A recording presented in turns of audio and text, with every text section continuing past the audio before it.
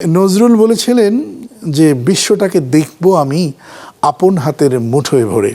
সেই নিয়ামত আমরা পেয়েছি, কিন্তু প্রশ্ন হচ্ছে যন্ত্র যখন আমার জীবনকে যন্ত্রই বানিয়ে ফেলছে তখন আমি আর মানুষ থাকছি না।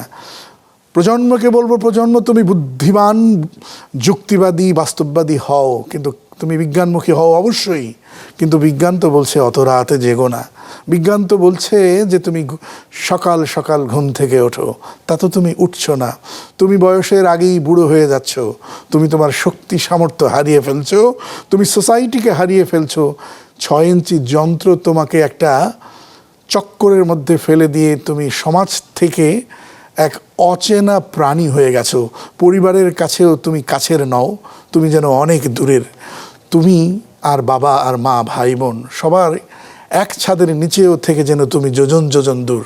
এ কেমন বাস্তববাদিতা, এ কেমন যুক্তিপূর্ণ মানসিকতা? প্রশ্ন রইল। শেষ করলাম আজকের এই আয়োজন। আসসালামু আলাইকুম রহমতুল্লাহ।